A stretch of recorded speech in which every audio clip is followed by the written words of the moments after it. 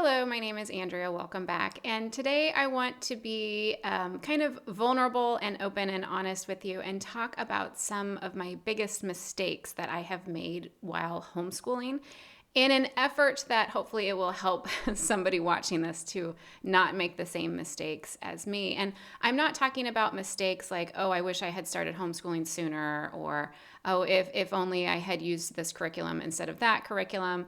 I'm only talking about things that I can change now to improve our future homeschooling adventures, and things that you might be also struggling with right now as well, and hopefully not make the same mistakes that I feel like I have made in my homeschooling journey.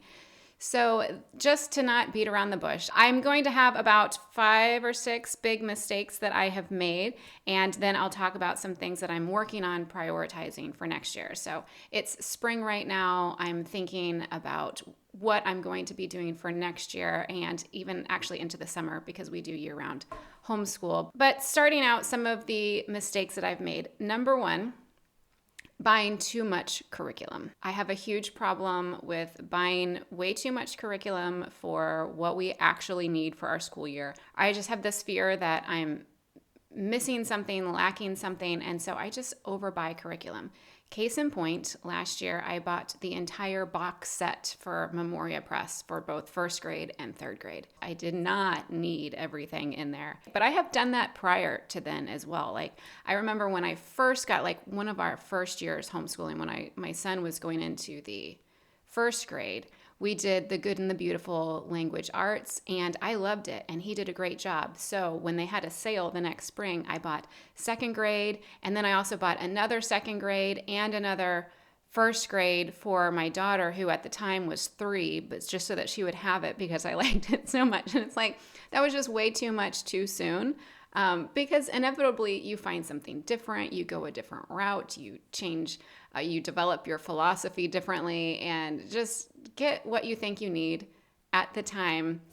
You might pay $10 extra because you don't get the free shipping or what have you, but at least you didn't overbuy $100 worth of curriculum that you did not actually need. So too much curriculum. This is a really tough habit for me to try to stop doing, but I'm going to try to stop. Second big mistake that I have made that also ties in with buying too much curriculum is letting the curriculum control me.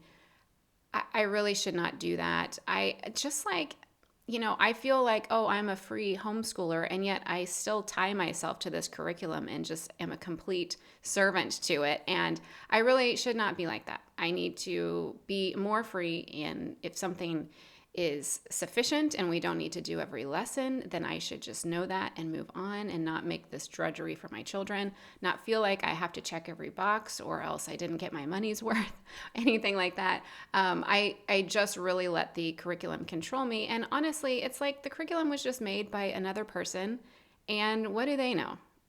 Like, I know my kids better. And so I should just always think of any curriculum that I have as a guide and not just as a complete, dictator on this is what you're doing today, says the curriculum. So no, I don't want to do that anymore. So that was a big mistake.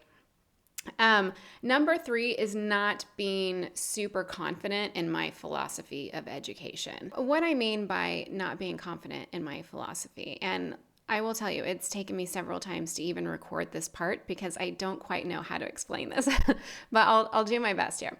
When we started out, my first philosophy is just, I'm going to homeschool and my kids aren't going to go to the public school. And I say me, I am also talking about with my husband too. So we know that we want to homeschool and that's going to be important. So that's our philosophy.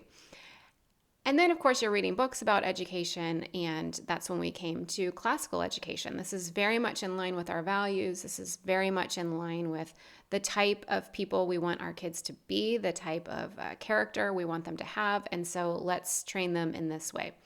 And then I also find Charlotte Mason, which is classical, but it's just a different philosophy. I find it to be a more relatable, more hands-on philosophy on how to give that classical education, especially starting young. I need to now, as I'm looking into next year, I'm still confident in the classical education, obviously still confident in a Christian education, but I'm using more of the lens of the Charlotte Mason philosophy, but also still knowing that I shouldn't let that just control me as well.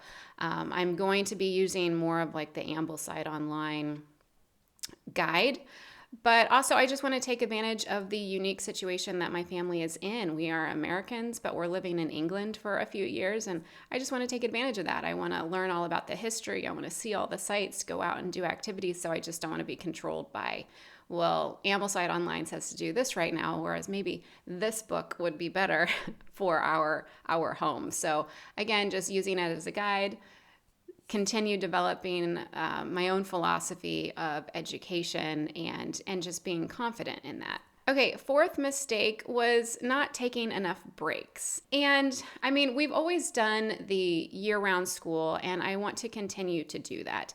But as my kids get older, I do notice that I really should be giving them a week off here or there, just to renew their minds and spirits and work on other things that they are finding to be enjoyable just on their own, so they can work on art or crafts or things like that more often, or to just be outside more often. So we're coming up into the summer.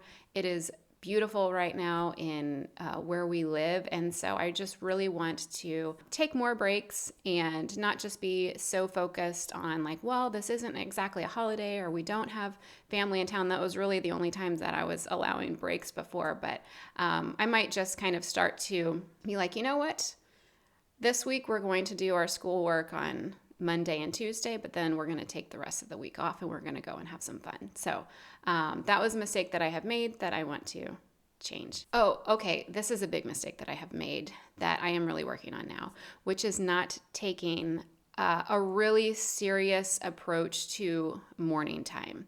So I have been guilty of this mostly because I have always kind of had this part-time job.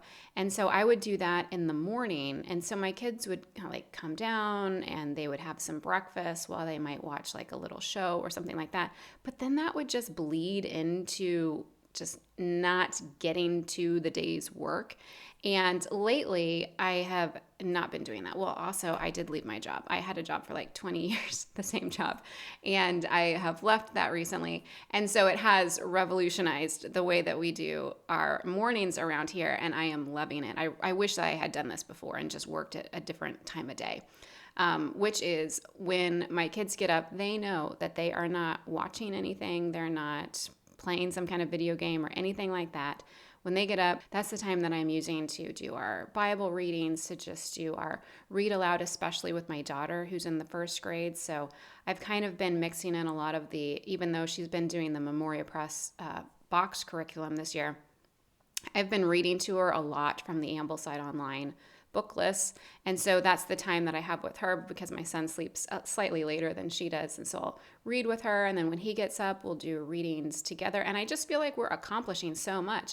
And then after that, they'll go get dressed, brush their teeth, come back down and start their work. And it is really freeing up the rest of our day. So I am loving having a structured morning time now. And the routine of it, I think, is also just great for all of us. So that was a mistake, not using morning time. There's whole podcast. I think there's a podcast about morning time that you should really check out because it's just morning time is just key for homeschooling. So I'm loving that, but it was a mistake that I didn't do that earlier.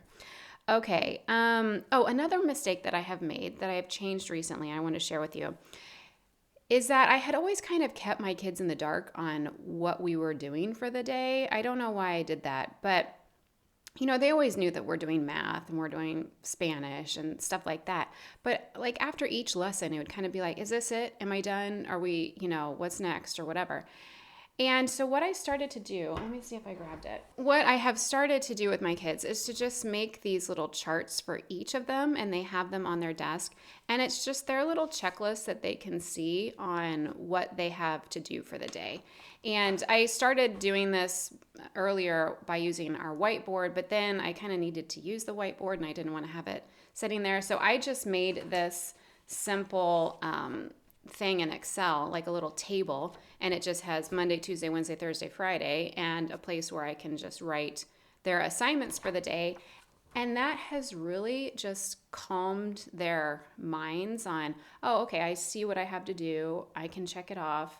And then I know when I'm done. And this was also just a Charlotte Mason idea that she had said that a child should know what is going on, when the breaks are, because then they won't have to think about it anymore. So some things that I want to work on and prioritize moving forward. One, getting outside, making it like the priority of the day for summer. I was kind of slapped in the face by the winters here in England. They are so dark and cold.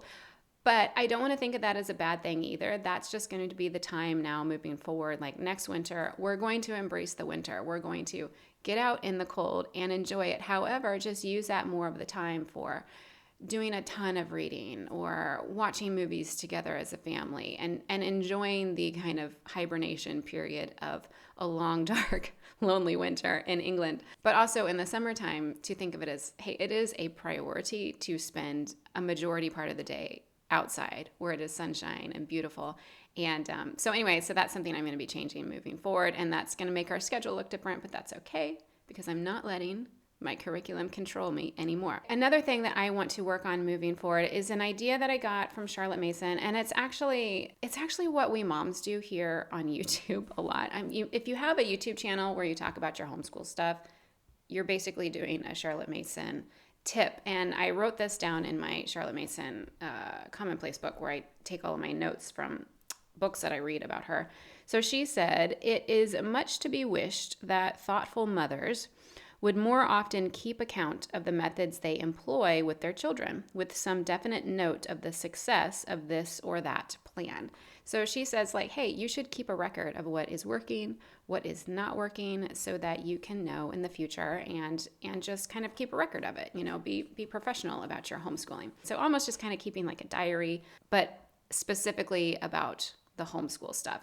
And what's interesting, I noticed my kids take this gymnastics class nearby. And well, it's not nearby, but it's nearby-ish.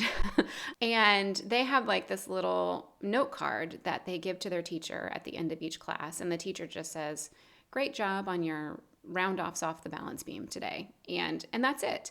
And I'm like, well, yeah, that's really all that it would take. So anyway, it was just an idea that I think that I want to work on. And so I'm sharing that with you. So I do think it's important to acknowledge mistakes that we have made, but also just not beat yourself up too much about it. I mean, you just need to change and move forward. That's what I am trying to do.